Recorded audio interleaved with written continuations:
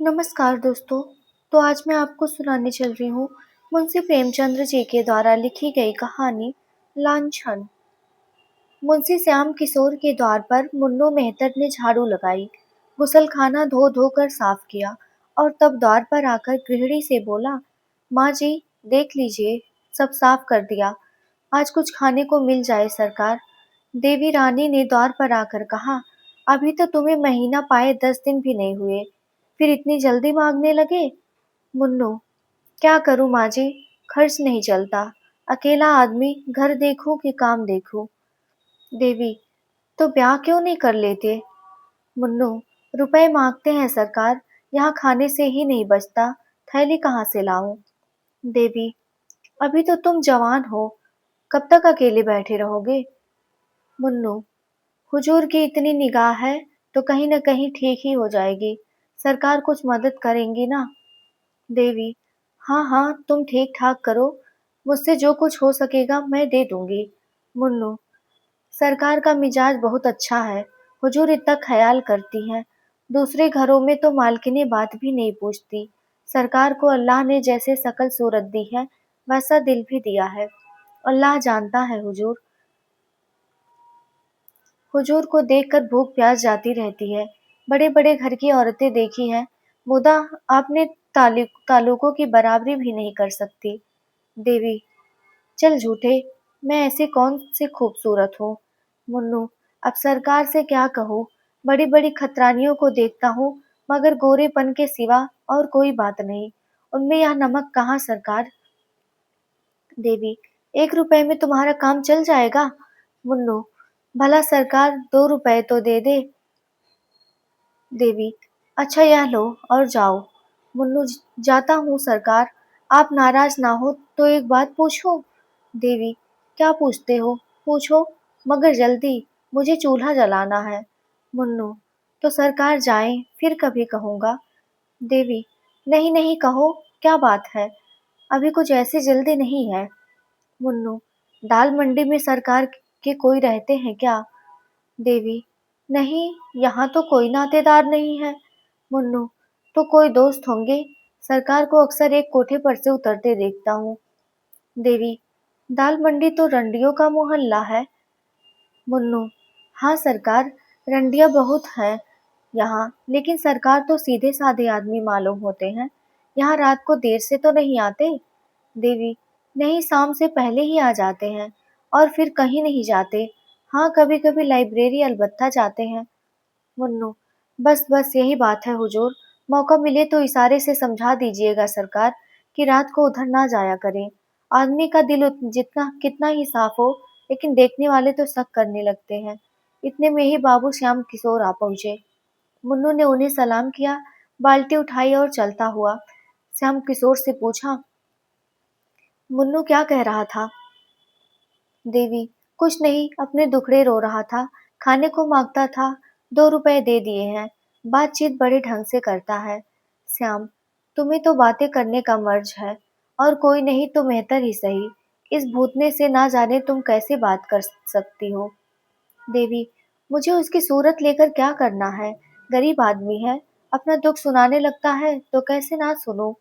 बाबू साहब ने मेले बेले का गजरा रुमाल से निकालकर देवी के गले में डाल दिया, किंतु देवी के मुख पर प्रसन्नता का कोई चिन्ह ना दिखाई दिया।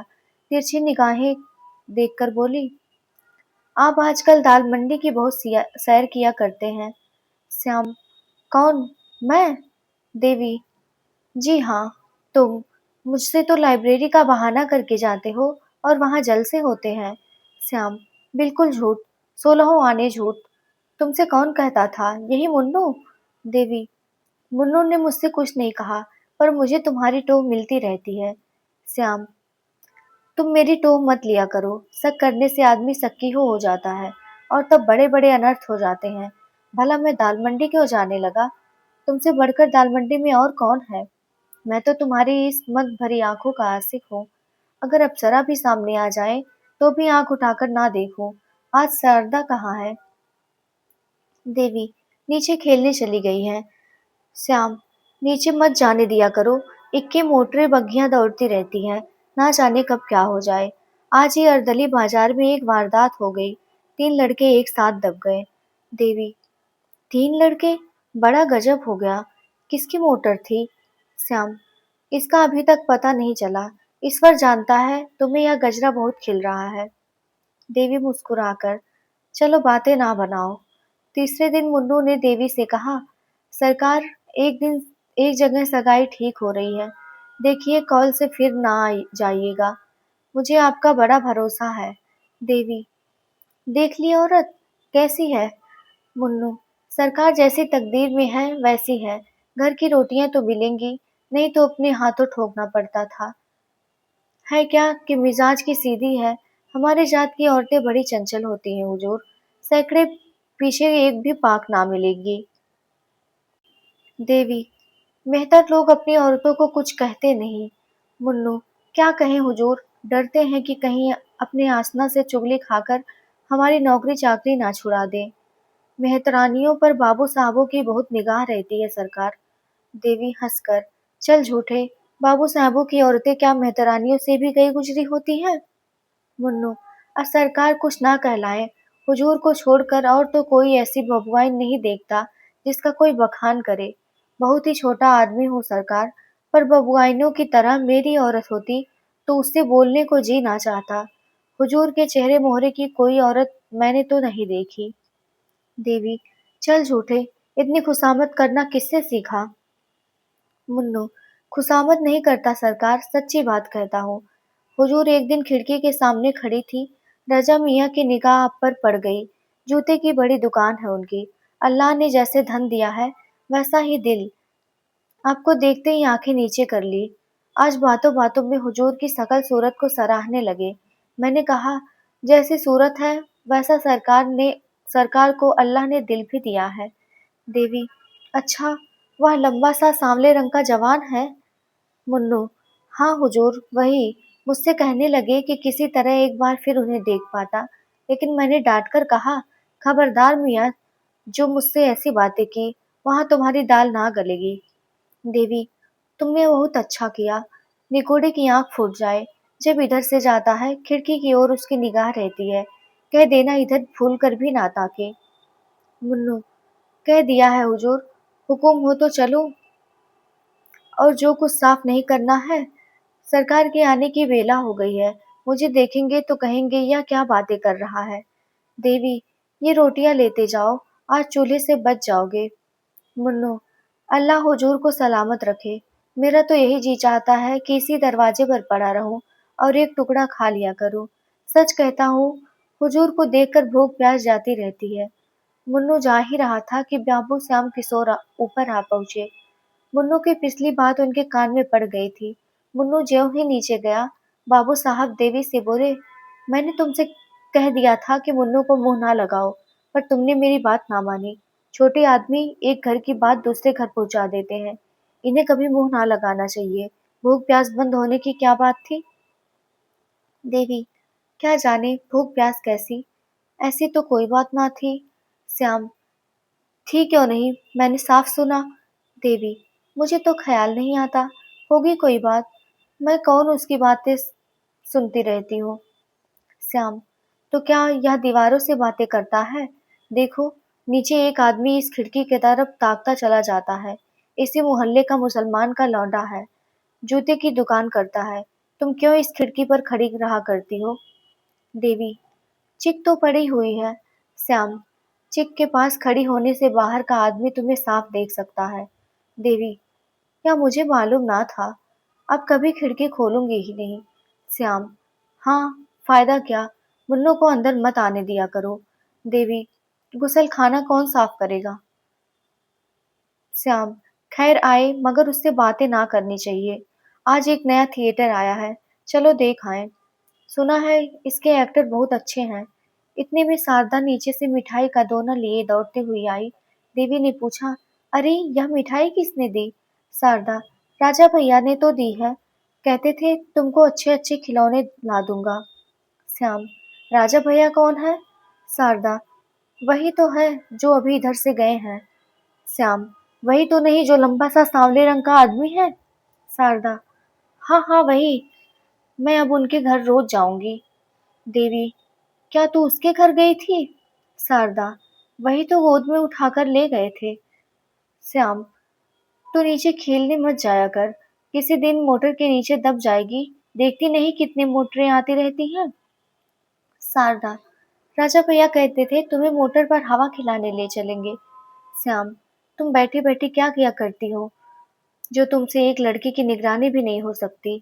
देवी, इतनी बड़ी लड़की को संदूक में बंद करके नहीं रखा जा सकता। श्याम, तुम जवाब देने में बहुत तेज हो, यह मैं जानता हूँ।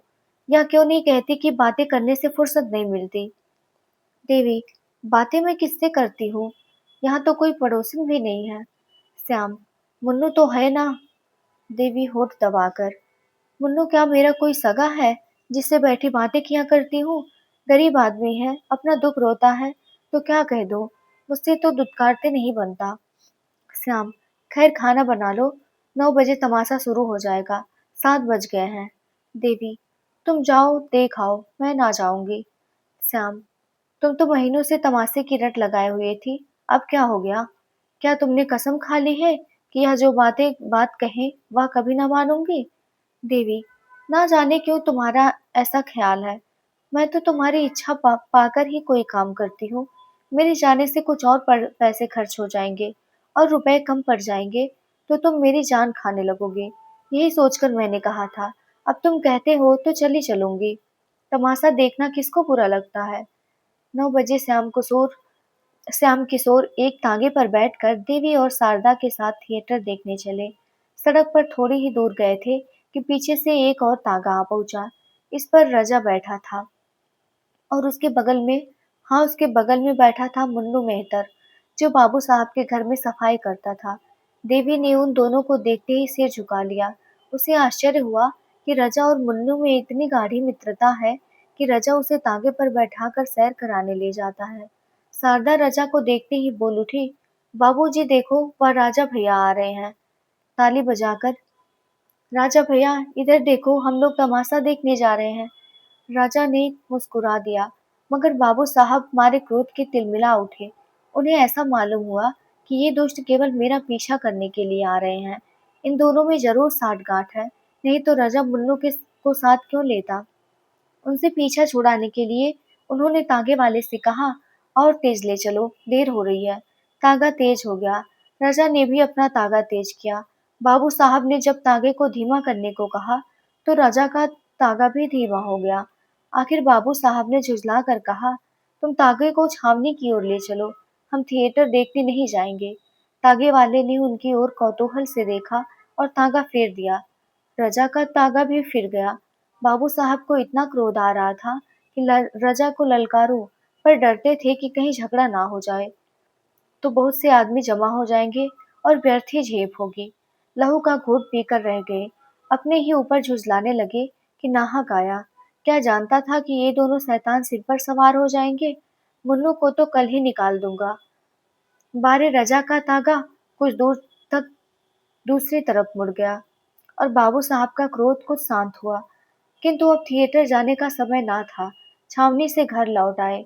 देवी ने कोठे पर आकर कहा, मुफ्त में तागे वाले को 2 रुपए देने पड़े।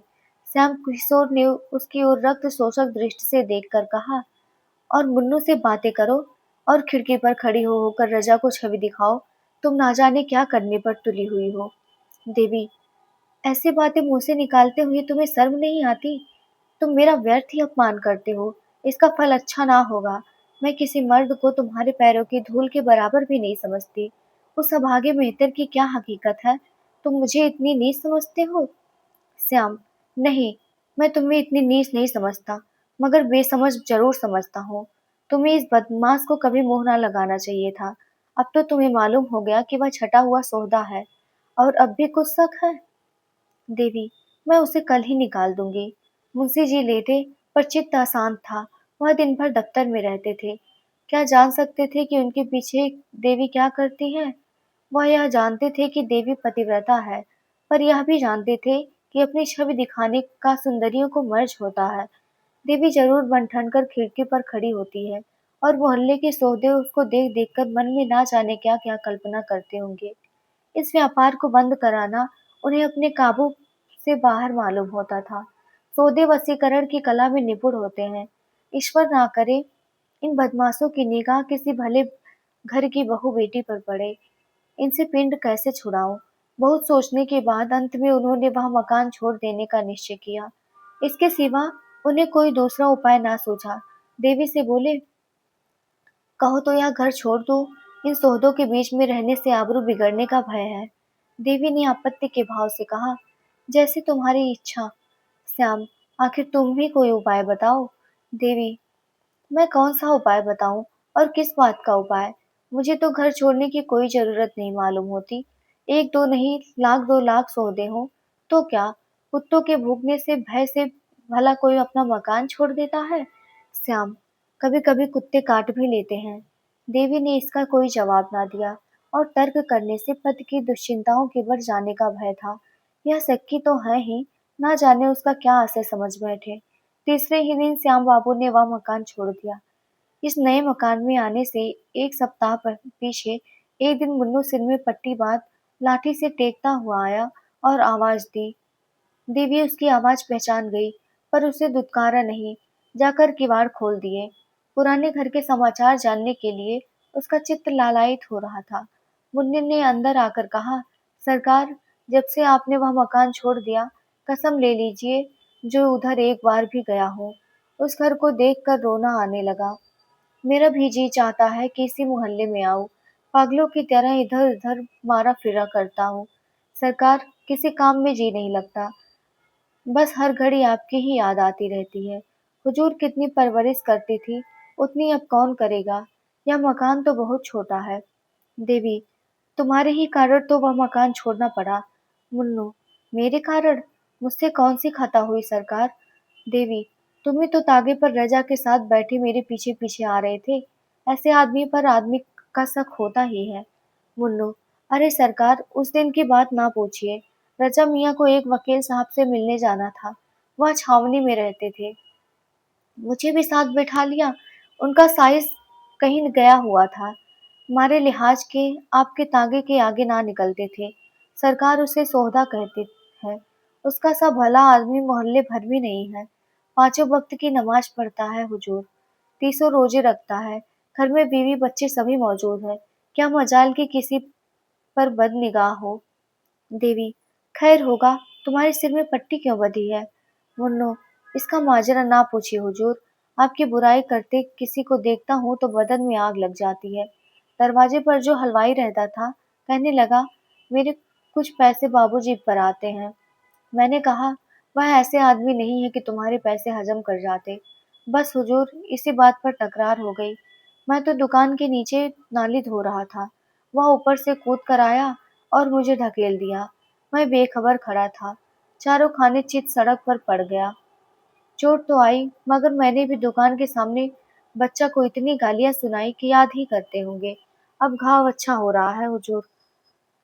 देवी, राम राम, नाहक लड़ाई लेने लगे। सीधी सी तो बात थी, कह देते तुम्हारे पैसे आते हैं तो जाकर मांग लाओ। मैं शहर ही में हूँ, दूसरे शहर में तो नहीं भाग गए। मुन्नू, हुजूर आपकी बुराई सुन के रहा नहीं जाता। फिर चाहे वहाँ घर लाट ही क्यों ना हो, फिर पड़ूंगा। वह महाजन होगा तो अपने घर का होगा। यहाँ कौन उसका दिया खाते हैं। देवी, उस घर में अभी कोई आया कि नहीं आया? मुन्नो, कई आदमी देखने आए हुजूर, मगर जहाँ आप रह चुकी हैं वहाँ अब दूसरा कौन रह सकता है। हम लोगों ने उन लोगों को भड़का दिया। रजा मियाँ तो हुजूर उसी दिन से खाना पीना छोड़ बैठे हैं। बिटिया को याद करके रोया करते हैं। हुजूर को हम गरीबों की याद काहे को आती होगी। देवी, याद क्यों नहीं आती? मैं आदमी नहीं हूँ?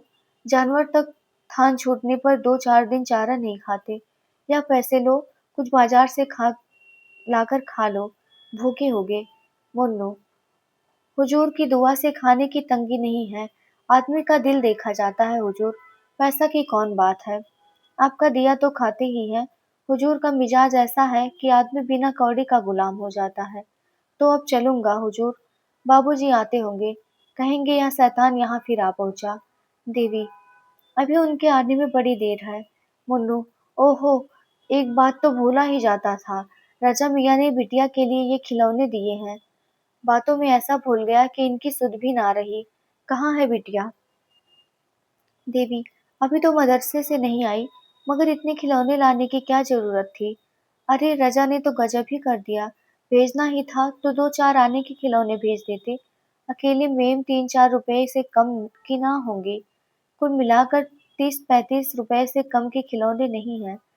मुन्नू, क्या जाने सरकार, मैं तो कभी खिलौने नहीं खरीदे। 30-35 रुपए के होंगे तो उनके लिए कौन सी बड़ी बात है। अकेली दुकान से 50 रुपए रोज की आमदनी है हुजूर। देवी, नहीं, उनको लौटा दीजिए। इतने खिलौने लेकर वह क्या करेगी? मैं सिर्फ एक मेम रख लेती हूँ। मुन्ना, हुजूर रजा मियाँ को बड़ा रंज होगा। मुझे तो जीता ही ना छोड़ेंगे। बड़े ही मोहब्बती आदमी है हुजूर। बीवी 2-4 दिन के लिए मैके चली जाती है तो बेचैन हो जाते हैं। सहसा शारदा पाठशाला से आ गई और खिलौना देखते ही उस पर टूट पड़ी। देवी ने डांट कर कहा, क्या करती है, क्या करती है? मेम ले ले और सब ये सब लेकर के क्या करेगी? शारदा, मैं तो सब लूंगी। मेम को मोटर पर बैठाकर दौड़ाऊंगी। कुत्ता पीछे पीछे दौड़ेगा। इन बर्तनों में गुड़िया के खाने बनाऊंगी। कहाँ से आए हैं अम्मा? बता दो। देवी, कहीं से नहीं आए, मैंने देखने को मंगवाए थे। तू इनमें से कोई एक ले ले। शारदा, मैं सब ले लूंगी मेरी अम्मा। ना, सब ले लीजिए, कौन लाया है अम्मा? देवी, मुन्नू तुम खिलौने लेकर जाओ, सिर्फ एक मीम रहने दो। शारदा, कहाँ से लाए हो मुन्नू? बता दो।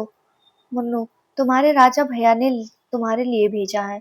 शारदा, राजा भैया ने भेजे हैं? ओहो, नाच कर। राजा भैया बड़े अच्छे हैं। कल अपनी सहेलियों को दिखाऊंगी। किसी के पास ऐसे खिलौने ना निकलेंगे। देवी, अच्छा मुन्नू तुम अब जाओ। राजा मियाँ से कह देना फिर यहाँ खिलौने ना भेजे। मुन्नू चला गया तो देवी ने शारदा से कहा, ला बेटी तेरे खिलौने रख दो। बाबूजी देखेंगे तो बिगड़ेंगे और कहेंगे कि रजा मियाँ के खिलौने क्यों लिए। तोड़ तोड़ कर फेंक देंगे। भूल कर भी उनसे खिलौने की चर्चा ना करना। हाँ अम्मा रख दो, बाबूजी तोड़ देंगे। देवी, उनसे कभी मत कहना कि राजा भैया ने खिलौने भेजे हैं, नहीं तो बाबूजी राजा भैया को मारेंगे और तुम्हारे कान भी काट लेंगे। कहेंगे लड़की भिखमंगी है, सबसे खिलौना मांगती फिरती रहती है। शारदा, हाँ अम्मा रख दो, बाबूजी तोड़ देंगे। इतने में बाबू श्याम किशोर भी दफ्तर से आ गए। भाव में चढ़ी हुई थी। आते ही बोले, वह शैतान मुन्नू इस मोहल्ले में भी आने लगा। मैंने आज उसे देखा। क्या यहाँ भी आया था? देवी ने हिचकिचाते हुए कहा, हाँ आया तो था श्याम, और तुमने आने दिया? मैंने मना किया था ना कि उसे कभी अंदर कदम ना रखने देना। देवी, आकर द्वार खटखटाने लगा तो क्या करती? श्याम, उसके साथ वह सौदा भी रहा होगा। देवी, उसके साथ और कोई नहीं था। श्याम, तुमने आज भी ना कहा होगा यहाँ मत आया कर। देवी, मुझे तो इतना ख्याल ही ना रहा, और अब वह यहाँ क्या करने आएगा? श्याम, जो करने आज आया था फिर वही करने आएगा। तुम मेरे मुंह में कालिक लगाने पर तुली हो। देवी ने क्रोध से ऐंठकर कहा, मुझसे तुम ऐसी ऊटपटांग बातें मत किया करो, समझ गए? तुम्हें ऐसी बातें मुंह से निकालते शर्म नहीं आती? एक बार पहले भी तुमने मुझे ऐसी ही बातें कही थी। आज फिर तुम मुझे वही बातें कह रहे हो। अगर तीसरी बार ये शब्द मैंने सुने तो नतीजा बुरा होगा। इतना कह देती हूँ। तुमने मुझे कोई वैसा समझ लिया है? श्याम, मैं नहीं चाहता कि वह मेरे घर आए। देवी, तो मना क्यों नहीं कर देते? मैं तुम्हें रोकती हूँ। श्याम, तुम क्यों नहीं मना कर देती? देवी, तुम्हें कहते क्या शर्म आती है? श्याम, मेरा मना करना व्यर्थ है। मेरे मना करने पर भी तुम्हारी इच्छा पाकर आना जाना होता रहेगा। देवी ने होठ चबाकर कहा, अच्छा, अगर वह आता ही रहे तो क्या हानि है? बेहतर सभी घरों में आया जाया करते हैं।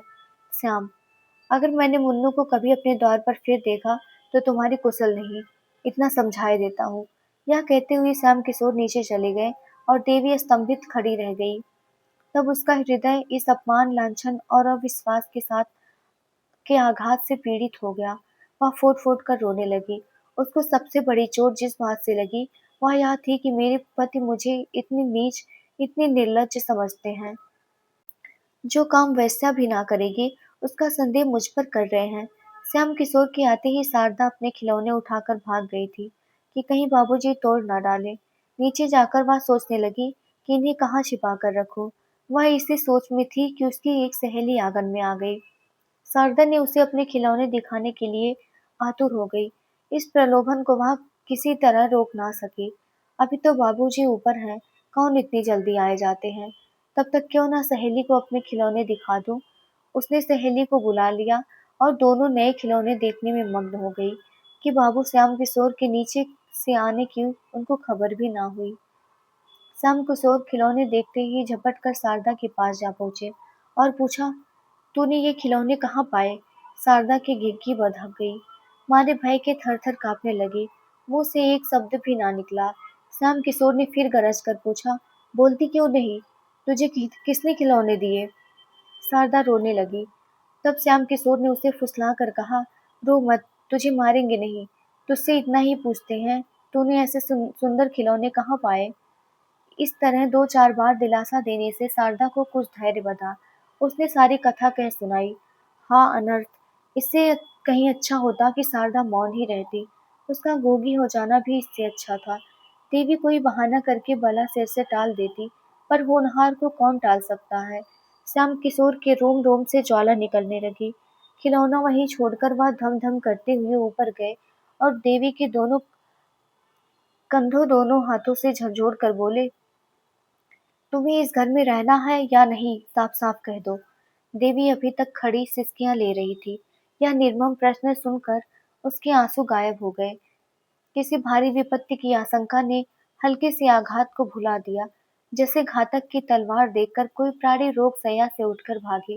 श्याम किशोर की ओर भयातुर नेत्रों से देखा, पर मुंह से कुछ ना बोल सकी। उसका एक एक रोम मौन भाषा में पूछ रहा था, इस प्रश्न का क्या मतलब है। श्याम किशोर ने फिर कहा, तुम्हारी जो इच्छा हो साफ साफ कह दो। अगर मेरे साथ रहते रहते तुम्हारा जी उब गया हो तो मुझे अख्तियार है। मैं तुम्हें कैद करके नहीं रखना चाहता। मेरे साथ तुम्हें छल कपट करने की जरूरत नहीं। मैं शहर से तुम्हें विदा करने को तैयार हूँ। जब तुमने मन में एक बात का निश्चय कर लिया तो मैंने भी निश्चय कर लिया। तुम अब इस घर में नहीं रह सकती, रहने की योग्य नहीं हो। देवी ने आवाज संभाल कर कहा, तुम्हें आजकल क्या हो गया है जो हर वक्त जहर उगलते रहते हो? अगर मुझसे जी उब गया तो जहर दे दो, जला जला कर क्यों नहीं मार डालते। मेहतर से बातें करना तो ऐसा अपराध ना था। जब उसने आकर पुकारा तो मैंने द्वार खोल दिया। अगर मैं जानती कि जरा सी बात का बतंगड़ हो जाएगा तो उसे दूर से ही धुतकार देती। श्याम, जी चाहता है तालू से जबान खींच लूं। बातें होने लगी, इशारे होने लगी, तोहफे आने लगे। अब बाकी क्या रहा? देवी, क्यों नाहक घाव पर नमक छिड़कते हो? एक अबला की जान लेकर कुछ पा ना जाओगे। श्याम, मैं झूठ कहता हूँ? देवी, हाँ झूठ कहते हो। श्याम, ये खिलौने कहाँ से आए? देवी का कलेजा धक सा हो गया। काटो तो बदन में लहू नहीं। समझ गई, इस वक्त ग्रह बिगड़े हुए हैं। सर्वनाश के सभी संयोग मिलते जाते हैं। ये निगोड़े खिलौने ना जाने किस बुरी साइड में आए। मैंने लिए ही क्यों? उसी वक्त लौटा क्यों ना दिए? बात बनाकर बोली, आग लगे, वही खिलौने तोहफे हो गए। बच्चों को कोई कैसे रोके? किसी की मानते हैं? कहती रही मत ले, मगर ना मानी। तो मैं क्या करती? हाँ, यह जानती कि इन खिलौनों पर मेरी जान मारी जाएगी तो जबरदस्ती छीन कर फेंक देती। श्याम, इनके साथ और कौन कौन सी चीजें आई हैं? भला चाहती हो तो अभी लाओ। देवी, जो कुछ आया होगा इसी घर ही में होगा। देख क्यों नहीं लेते? इतना बड़ा घर भी नहीं है कि 4 दिन देखते लग जाएं। श्याम, मुझे इतनी फुर्सत नहीं है। खैरियत इसी में है कि जो चीजें आई हो लाकर मेरे सामने रख दो। यह तो हो ही नहीं सकता कि लड़की के लिए खिलौने आए और तुम्हारे लिए कोई सौगात ना आए। तुम भरी गंगा में कसम खाओ तो भी मुझे विश्वास ना आएगा। देवी, तो घर में देख क्यों नहीं लेते? श्याम किशोर ने घूंसा तान कर कहा, कह दिया मुझे फुर्सत नहीं है। सीधे से सारी चीजें लाकर रख दो, नहीं तो इसी दम गला दबाकर मार डालूंगा। देवी, मारना हो तो मार डालो। जो चीजें आई ही नहीं उन्हें मैं कहाँ से दिखा दूं? श्याम किशोर ने क्रोध से उन्मत्त होकर देवी को इतनी जोर से धक्का दिया कि वह चारों खाने चित जमीन पर गिर पड़ी। तब उसके गले पर हाथ रखकर बोले, दबा दू गला, ना दिखलाएगी तू उन चीजों को? देवी, जो अरमान हो पूरे कर लो। श्याम, खून पी जाऊंगा। तूने समझा क्या है? देवी, अगर दिल की प्यास बुझती हो तो पी जाओ। श्याम, फिर तो उस मेहतर से बातें ना करोगी? अगर अब कभी मुन्नू या उस सोहदे के दौर को दौर पर देखा तो गला काट लूंगा। यह कहकर बाबूजी ने देवी को छोड़ दिया और बाहर चले गए। लेकिन देवी उसी दशा में बड़ी देर तक पड़ी रही। उसके मन में इस समय पति प्रेम की मर्यादा रक्षा का लेस मात्र भी ना था। उसका अंतःकरण प्रतिकार के लिए विकल हो रहा था। इस वक्त अगर वह सुनती कि श्याम किशोर को किसी ने बाजार में जूते से पीटा तो कदाचित वह खुश होती। कई दिनों तक पानी से भीगने के बाद आज यह झोंका पाकर प्रेम की दीवार भूमि पर गिर पड़ी और मान की रक्षा करने वाली कोई साधना ना रही। आज केवल संकोच और लोक लाज की हल्की सी रस्सी रह गई है जो एक झटके में टूट सकती है। श्याम किशोर बाहर चले गए तो शारदा भी अपने खिलौने लिए हुए घर से बाहर निकली। बाबूजी खिलौनों को देखकर कुछ बोले नहीं, तो अब उसे किसकी चिंता और किसका भय। अब वह क्यों न अपनी सहेलियों को खिलौने दिखाए। सड़क के उस पार एक हलवाई का मकान था। हलवाई की लड़की अपने द्वार पर खड़ी थी।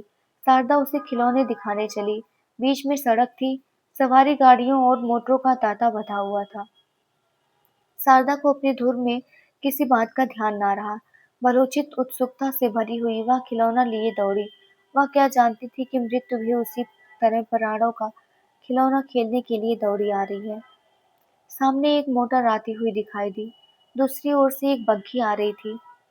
शारदा ने चाहा दौड़कर उस पार निकल जाए। मोटर ने बिगुल बजाया। शारदा ने जोर मारा कि सामने से निकल जाए, पर होनहार को कौन टालता। मोटर बालिका को रौंदती हुई चली गई। सड़क पर एक मांस का लोथड़ा पड़ी रही।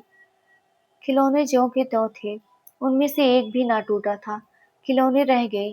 खेलने वाला चला गया। दोनों में कौन स्थायी है, कौन अस्थायी, इसका फैसला कौन करे। चारों ओर से लोग दौड़ पड़े। अरे, यह तो बाबूजी की लड़की है, जो ऊपर वाले मकान में रहते हैं। लोथ कौन उठाए। एक आदमी ने लपक कर द्वार पर पुकारा, बाबूजी, आपकी लड़की तो सड़क पर नहीं खेल रही थी, जरा नीचे तो आइए। देवी ने छज्जे पर खड़े होकर सड़क की ओर देखा तो शारदा की लोथ नीचे पड़ी हुई थी। चीख मारकर बेतहाशा नीचे दौड़ी और सड़क पर आकर बालिका को गोद में उठा लिया। उसके पैर कांपने लगे। इस वज्रपात ने उसे स्तंभित कर दिया। रोना भी ना आया। मोहल्ले के कई आदमी पूछने लगे, बाबूजी कहाँ गए हैं? उनको कैसे बुलाया जाए? देवी क्या जवाब देती? वह तो संज्ञाहीन हो गई थी। लड़के की लाश गोद में लिए उसके रक्त से अपने वस्त्रों को भिगोती आकाश की ओर ताक रही थी, मानो देवता से पूछ रही हो, क्या सारी विपत्तियां मुझी पर? अंधेरा हो जाता था, पर बाबूजी का पता नहीं, कुछ मालूम भी नहीं वह कहाँ गए हैं। धीरे धीरे 9 बजे, पर अब तक बाबूजी ना लौटे। इतनी देर तक बाहर ना रहते थे। क्या आज ही उन्हें गायब होना था? 10 बज गए। अब देवी रोने लगी। उसे लड़की की मृत्यु का इतना दुख ना था जितना अपनी असमर्थता का। वह कैसे शव की दाह क्रिया करेगी? कैसे उसके साथ कौन जाएगा? क्या इतनी रात गए कोई उसके साथ चलने पर तैयार होगा? अगर कोई ना गया तो क्या उसे अकेले ही जाना पड़ेगा? क्या रात भर लोथ पड़ी रहेगी? जो जो सन्नाटा होता जाता था, देवी को भय होता था। वह पछता रही थी कि सामही को क्यों न इसे लेकर चली गई। 11 बजे थे। सहसा किसी ने द्वार खोला। देवी उठकर खड़ी हो गई। समझी बाबूजी आ गए। उसका हृदय उमड़ आया और वह रोती हुई बाहर आई। पर वह बाबूजी ना थे। ये पुलिस के आदमी थे जो इस मामले की तहकीकात करने आए थे। 5 बजे की घटना थी। तहकीकात होने लगी। 11 बज गए। आखिर थानेदार भी तो आदमी है। वह भी तो संध्या समय घूमने फिरने जाता ही है। घंटे भर तक तहकीकात होती रही। देवी ने देखा अब संकोच से काम ना चलेगा। थानेदार ने उससे जो कुछ पूछा उसका उत्तर उसने निसंकोच भाव से दिया। जरा भी ना शर्माई, जरा भी ना झिझकी। थानेदार भी दंग रह गया। जब सबके बयान लिखकर दरोगा जी चलने लगे तो देवी ने कहा, आप उस मोटर वाले का पता लगाएंगे? दरोगा, अब तो शायद उसको पता लगे। देवी, तो उसको कुछ सजा ना होगी?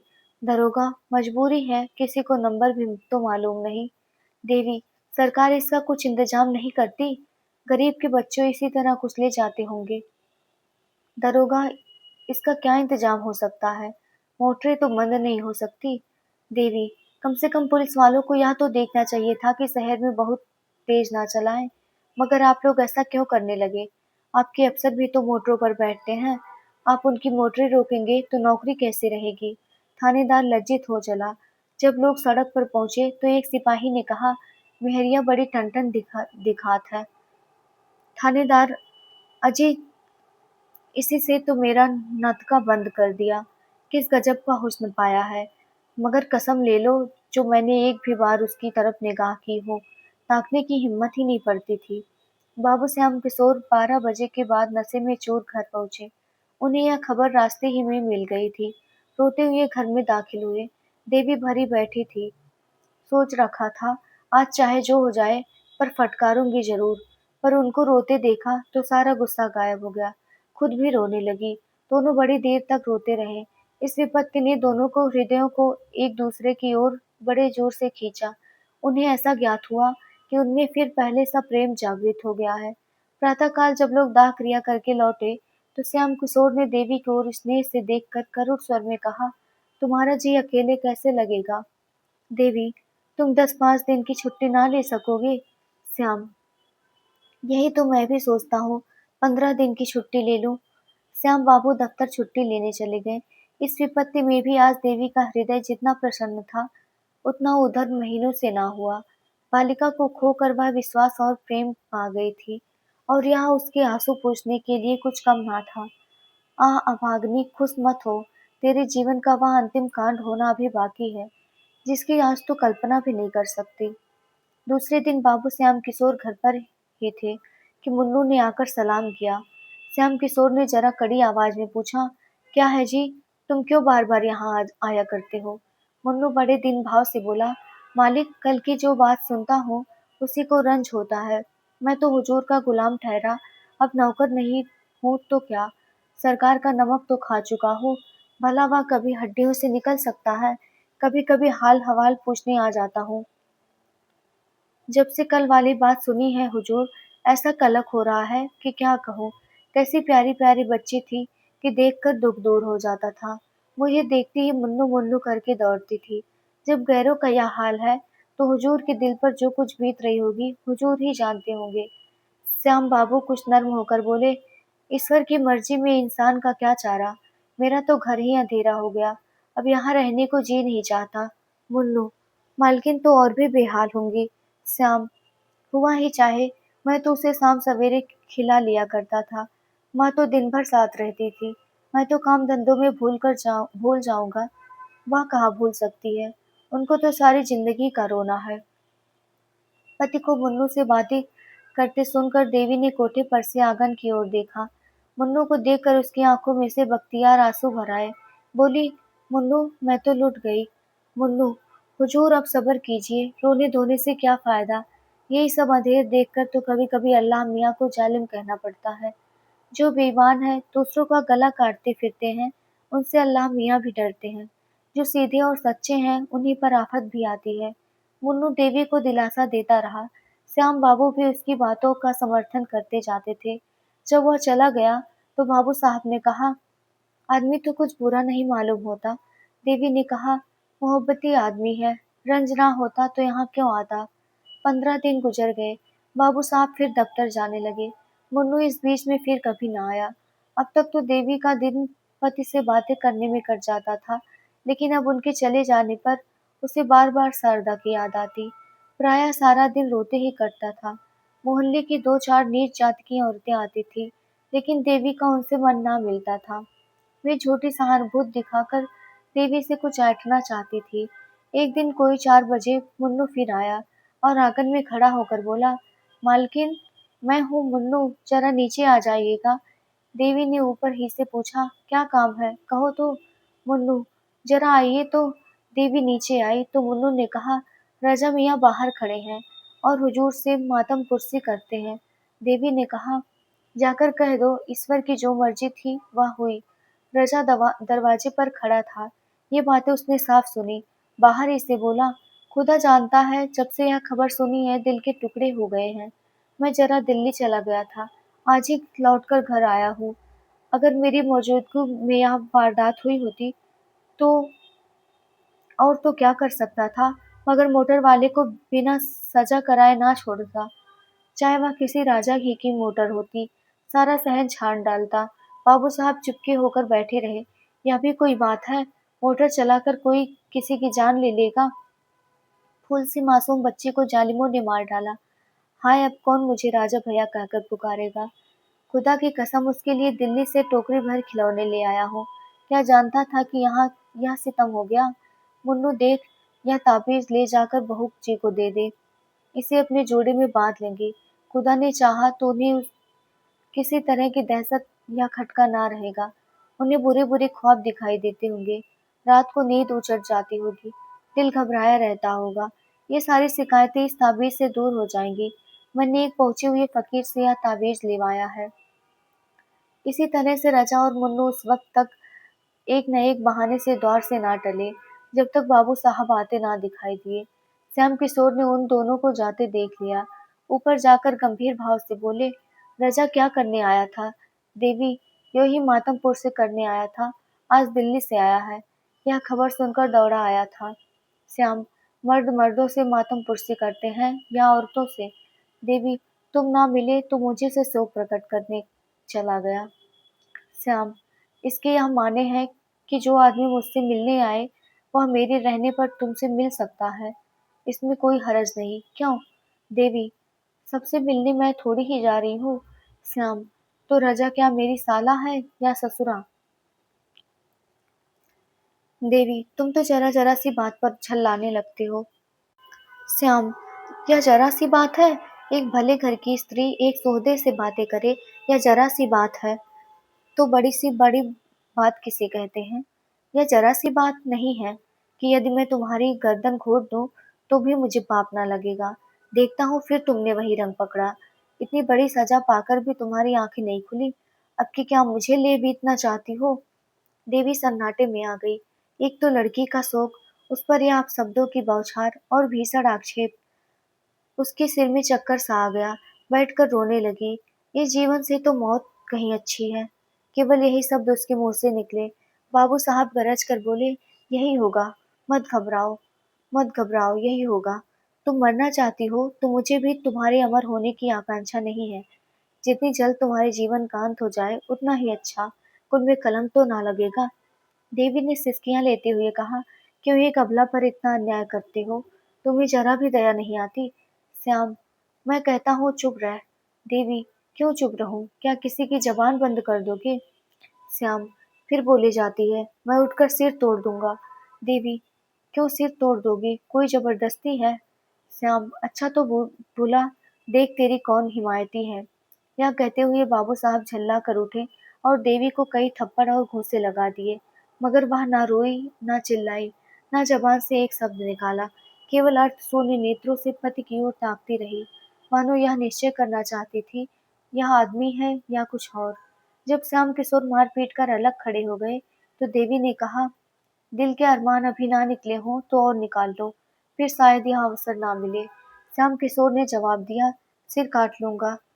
सिर? तू है किस फेर में? यह कहते हुए नीचे चले गए। झटके के साथ किवाड़ खोले, धमाके के साथ बंद किए और कहीं चले गए। अब देवी की आंखों से आंसू की नदी बहने लगी। रात के 10 बज गए पर श्याम किशोर घर ना लौटे। रोते रोते देवी की आंखें सूज आई। क्रोध में मधुर स्मृतियों का लोप हो जाता है। देवी को ऐसा ज्ञात हुआ कि श्याम किशोर को उसके साथ कभी प्रेम ही ना था। हाँ, कुछ दिनों वह उसका मोह अवश्य जोहते रहते थे, लेकिन वह बनावटी प्रेम था। उसके यौवन का आनंद लूटने ही के लिए उससे मीठी मीठी प्यार की बातें की जाती थी। उसे छाती से लगाया जाता था, उसे कलेजे पर सुलाया जाता था। वह सब दिखावा था, सौंग था। उसे याद ही ना आता था कि कभी उससे सच्चा प्रेम किया गया हो। अब वह रूप नहीं रहा, वह यौवन नहीं रहा, वह नवीनता नहीं रही। फिर उसके हाथ साथ क्यों ना अत्याचार किए जाएं। उसने कुछ सोचा, अब इनका दिल मुझसे फिर गया है। नहीं तो क्या इस जरा सी बात पर यूं मुझ पर टूट पड़ते? क्यों ना कोई लांछन लगाकर मुझसे गला छुड़ाना चाहते हैं। यही बात है, तो मैं क्यों इनकी रोटियां और इनकी मार खाने के लिए इस घर में पड़ी रहूं? जब प्रेम ही नहीं रहा तो मेरे यहाँ रहने को धिक्कार है। मैके में कुछ ना सही, या दुर्गति तो ना होगी। इनकी यही इच्छा है तो यही सही। मैं भी समझ लूंगी कि विधवा हो गई। ज्यों ज्यों रात गुजरती थी देवी के प्राण सूखे जाते थे। उसे यह धड़का समाया हुआ था कि कहीं वह आकर फिर ना मारपीट शुरू कर दे। कितने क्रोध में भरे हुए यहाँ से गए। वाह रे तकदीर, अब मैं इतनी नीच हो गई कि मेहतरों से जूते वाले से आसनाई करने लगी। इस भले आदमी को ऐसे बातें मुंह से निकालते शर्म भी नहीं आती। ना जाने इनके मन में ऐसी बातें आती कैसे हैं। कुछ नहीं, यह स्वभाव के नीच, दिल के मैले और स्वार्थी आदमी है। नीचों के साथ नीच ही बनना चाहिए। मेरी भूल थी कि इतने दिनों से इनकी घुड़कियां सहती रही। जहाँ इज्जत नहीं, मर्यादा नहीं, प्रेम नहीं, विश्वास नहीं, वहाँ रहना बेहयाई है। कुछ मैं इनके हाथ बिक गई। किया जो चाहे, मारे काटे, पड़ी सहा करूं। सीता जैसी पत्नियां होती थी तो राम जैसे पति भी होते थे। देवी को ऐसी आशंका होने लगी कि कहीं श्याम किशोर आते सचमुच उसका गला ना दबा दे और छुरी ना भोंक दे। वह समाचार पत्रों में ऐसी कई हरजाइयों की खबरें पढ़ चुकी थी। शहरी में ऐसी कई घटनाएं हो चुकी थी। मारे भय के थरथरा उठी। यहाँ रहने से प्राणों की कुशल ना थी। देवी ने कपड़ों की एक छोटी सी बकुची बांधी और सोचने लगी, यहाँ से कैसे निकलूं और फिर यहाँ से निकल कर जाऊं कहाँ। कहीं इस वक्त मुन्नू का पता लग जाता तो बड़ा काम निकलता। वह मुझे क्या मैके ना पहुंचा देता। एक बार मैके पहुंच जाती तो फिर लाला से पटक कर रह जाए, भूल कर भी ना आऊं। यह भी क्या याद रखेंगे। रुपए क्या छोड़ दूं जिसमें यह मजे से गुलछर्रे उड़ाए। मैंने ही तो काट छाट कर जमा किए हैं। इनकी कौन सी ऐसी बड़ी कमाई थी। खर्चा करना चाहती तो कौड़ी ना बचती, पैसा पैसा बचाती रहती थी। देवी ने जाकर नीचे से किवाड़ बंद कर दिए। फिर संदूक खोलकर अपने सारे जेवर और रुपए निकालकर बकुची में बांट लिए। सब के सब करेंसी नोट थे। विशेष बोझ भी ना था। एकाएक किसी ने सदर दरवाजे में जोर से धक्का मारा। देवी सहम उठी। ऊपर से झांक देख कर देखा, श्याम बाबू थे। उसकी हिम्मत ना पड़ी कि जाकर दरवाजा खोल दे। फिर तो श्याम बाबू ने इतने जोर से धक्के मारने शुरू किए मानो किवाड़ ही तोड़ डालेंगे। इस तरह द्वार खुलवाना ही उनके चित्त की दशा को साफ प्रकट कर रहा था। देवी शेर के मुंह में जाने का साहस ना कर सकी। आखिर श्याम किशोर ने चिल्लाकर कहा, ओ मैडम, किवाड़ खोल। ओ ब्लडी, किवाड़ किवाड़ खोल, अभी खोल। देवी की रही सही हिम्मत जाती रही। श्याम किशोर नशे में चूर थे। होश में शायद दया आ जाती, इसलिए शराब पीकर आए हैं। किवाड़ तो ना खोलूंगी, चाहे तोड़ ही डाले। अब तुम मुझे इस घर में पाओगे ही नहीं। मारोगे कहाँ से। तुम्हें खूब पहचान गई। श्याम किशोर 15-20 मिनट तक शोर मचाने और किवाड़ हिलाने के बाद उल जलूल बकते चले गए। दो चार पड़ोसियों ने फटकारें भी सुनाई। आप भी तो पढ़े लिखे आदमी होकर आधी रात को घर चलते हैं। नींद ही तो है, नहीं खुलती तो क्या कीजिएगा। जाइए किसी यार दोस्त के घर लेटे रहिए, सवेरे आइएगा। श्याम किशोर के जाते ही देवी ने बकुची उठाई और धीरे धीरे नीचे उतरी। जरा देर उसने कान लगाकर आहट ली कि कहीं श्याम किशोर खड़े तो नहीं है। जब विश्वास हो गया वह चले गए तो धीरे से द्वार खोला और बाहर निकल आई।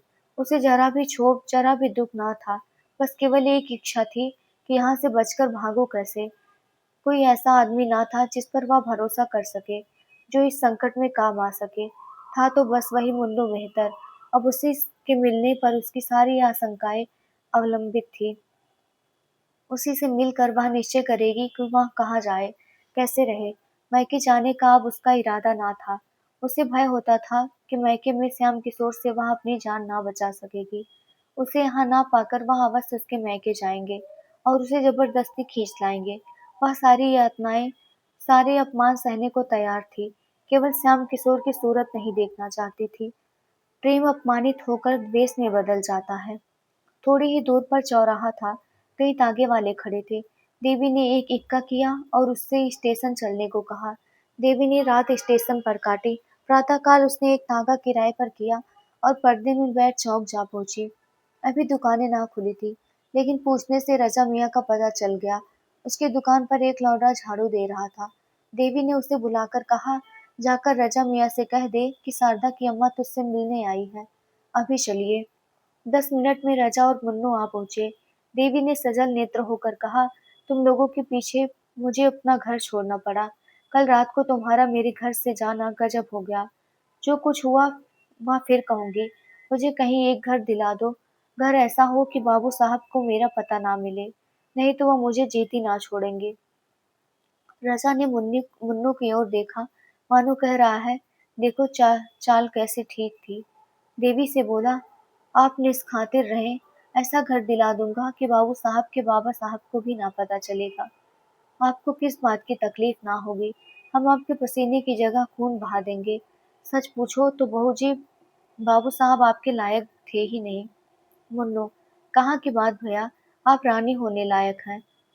मैं मालकिन से कहता था कि बाबूजी को दाल मंडी की हवा लग गई है, पर आप मानती ही ना थी। आज रात ही को मैंने गुलाब जामुन के कोठे पर से उतरते देखा। नशे में चूर थे। देवी, झूठ बात, उनकी यह आदत नहीं। गुस्सा उन्हें जरूर बहुत है, और गुस्से में आकर उन्हें नेक बद कुछ नहीं सोचता, लेकिन निगाह के बुरे नहीं। मुन्नो, हुजूर मानती ही नहीं तो क्या करूं? अच्छा कभी दिखा दूंगा, तब तो मानिएगा। राजा, अभी दिखाना पीछे, इस वक्त आपको मेरे घर पहुंचा दो, ऊपर ले जाना। तब तक मैं एक मकान देखने जाता हूँ। आपके लायक बहुत ही अच्छा है। देवी, तुम्हारे घर में बहुत सी औरतें होंगी। रजा, कोई नहीं है बहू जी, सिर्फ एक बुढ़िया मम्मी है। वह आपके लिए एक कहारिन बुला देंगी। आपको किसी बात की तकलीफ ना होगी। मैं मकान देखने जा रहा हूँ। देवी, जरा बाबू साहब की तरफ भी होते आना, देखना घर आए कि नहीं। रजा, बाबू साहब से तो मुझे चिढ़ हो गई है। शायद नजर में आ जाए तो मेरी उनसे लड़ाई हो जाए। जो मर्द आप जैसी हुस्न की देवी की कदर नहीं कर सकता, वह आदमी नहीं। मुन्नू, बहुत ठीक कहते हो भैया। ऐसे शरीफ जादी को ना जाने किस मुंह से डांटते हैं। मुझे इतने दिन हुजूर की गुलामी करते हो गए, कभी एक बात ना कही। रजा मकान देखने गया और तांगा रजा के घर की तरफ चला। देवी के मन में इस समय एक शंका का आभास हुआ, कहीं ये दोनों सचमुच सौदे तो नहीं हैं। लेकिन कैसे मालूम हो? यह सत्य है कि देवी ने जीवन पर्यंत के लिए स्वामी का परित्याग किया था, पर इतनी ही देर में उसे कुछ पश्चाताप होने लगा था। अकेली एक घर में कैसी रहेगी, बैठी बैठी क्या करेगी, या कुछ उसकी समझ में ना आता था। उसने दिल में कहा, क्यों ना घर लौट चलूं, ईश्वर करे वह अभी घर ना आए हो। मुन्नू से बोली, तुम जरा दौड़ कर देखो तो बाबूजी घर आए कि नहीं। मुन्नू, आप चलकर आराम से बैठे, मैं देख आता हूँ। मैं अंदर ना जाऊंगी, देवी ने कहा। मुन्नू, खुदा की कसम खा के कहता हूँ, घर बिल्कुल खाली है। आप हम लोगों पर शक करती हैं। हम वह लोग हैं कि आपका हुक्म पाएं तो आग में कूद पड़े। देवी इक्के से उतरकर अंदर चली गई। चिड़िया एक बार पकड़ जाने पर भी फड़फड़ाई, किंतु पैरों में लासा लगे होने के कारण उड़ ना सकी, और शिकारी ने उसे अपनी झोली में रख लिया। वह अभागिनी क्या फिर कभी आकाश में उड़ेगी? क्या फिर उसे डालियों पर चहकना नसीब होगा? श्याम किशोर सवेरे घर लौटे तो उनका चित्त शांत हो गया था।